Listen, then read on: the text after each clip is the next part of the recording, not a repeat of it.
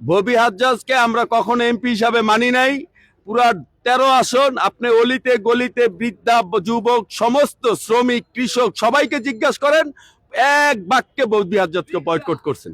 এবং কোন বহিরাগতকে গুলশান থেকে এসে মোহাম্মদপুরের মাতবুরি কখনো দেওয়া হয় নাই, ইনশাল্লাহ ভবিষ্যতেও দেওয়া হবে না। ঢাকা 13 আসন এটা জনমানুষের আসন।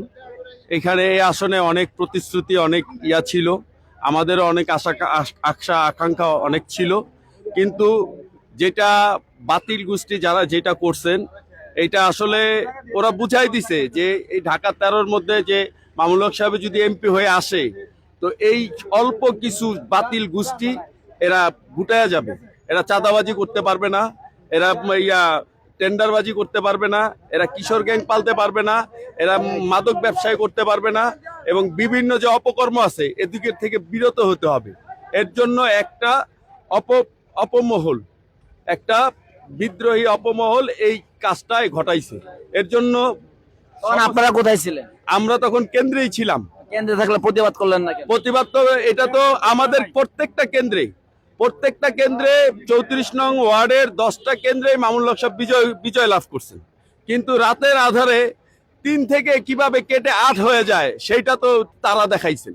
এটা তো আমরা তো বিজয় উল্লাস নিয়ে আল্লাহর জমিনে আল্লাহ পাককে স্মরণ করে সেজদারত অবস্থায় আমরা তার শুকরিয়া আদায় করছি। এখন রাতে যে এই কালো গোষ্ঠী, এই চাঁদাবাজ গোষ্ঠী যে এই অপকর্ম করবে সেটা তো আমরা বুঝতে পারিনি। এই ইঞ্জিনিয়ারিং, এই যে কারচুপি, এগুলো তো আমরা বুঝতে পারিনি। আমরা তো স্বতঃস্ফূর্ত শান্তিপূর্ণ নির্বাচন হচ্ছে, ভোট গ্রহণ হচ্ছে, সেটা দেখে আমরা উৎফুল্ল হচ্ছি। এবং ঘোষণা দিছে মামুনুল হক সাহেব যে 10 কেন্দ্রে বিজয় হয়েছে, আমাদের যে 34 নং ওয়ার্ডের দায়িত্ব ছিল, কিন্তু এইখানে সেই ভিতরগত যে ইয়াটা করছে কারচুপি বা ইঞ্জিনিয়ারিং, সেটা তো আমরা বলতে পারি। শেষ পর্যন্ত কি ববি হাজ্জাজকে এমপি হিসেবে মেনে নিয়েছেন আপনারা? ববি হাজ্জাজকে আমরা কখনো এমপি হিসাবে মানি নাই। পুরা 13 আসন আপনি অলিতে গলিতে বৃদ্ধা যুবক সমস্ত শ্রমিক কৃষক সবাইকে জিজ্ঞাসা করেন, এক বাক্যে ববি হাজ্জাজকে বয়কট করছেন। এবং কোন বহিরাগতকে গুলশান থেকে এসে মোহাম্মদপুরের মাতবুরি কখনো দেওয়া হয় নাই, ইনশাল্লাহ ভবিষ্যতেও দেওয়া হবে না। এখন তাহলে এই আসনের আপনার দায়িত্ব কে পালন করবে? এই আসনের দায়িত্ব যদি উনি সংসদ সদস্য হয়েও থাকেন, ইনশাল্লাহ আমাদের আল্লামা মামুনুল হক আমিরে মজলিস যে বক্তব্য দিচ্ছেন, যে ওয়াদা করছেন, আমরা ইনশাল্লাহ প্রত্যেকটি শরীরের রক্তবিন্দু যতদিন জীবিত থাকবে ইনশাল্লাহ এই কাজ আমরা চালিয়ে যাব। ওনার ওয়াদা আমরা পূরণ করার চেষ্টা করব। আপনাদের ওয়াদা বলতে মানে নির্বাচন আগে যে ওয়াদা, নির্বাচনে যে ইশতিহার এবং প্রতিশ্রুতি দিছে এই প্রতিশ্রুতিগুলো পালন করার চেষ্টা করবে ইনশাআল্লাহ।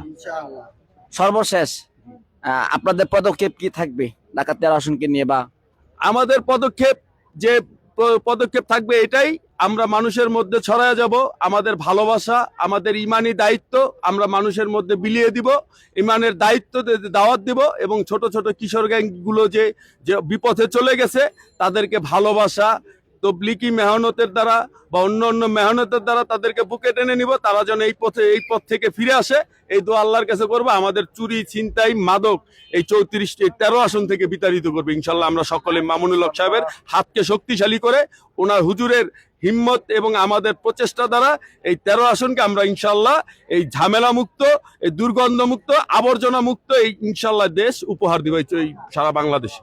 এবং 34 নং ওয়ার্ডে একটা বিপ্লব রোল মডেল হবে, যে কোনো বাতিল যেন পরবর্তীতে এসে মাথা চাড়া না দিতে পারে, সেই প্রচেষ্টা ইনশাল্লাহ আমাদের প্রত্যেকটা রক্তবিন্দু থাকা অবস্থায় আমরা চেষ্টা করে যাব ইনশাআল্লাহ।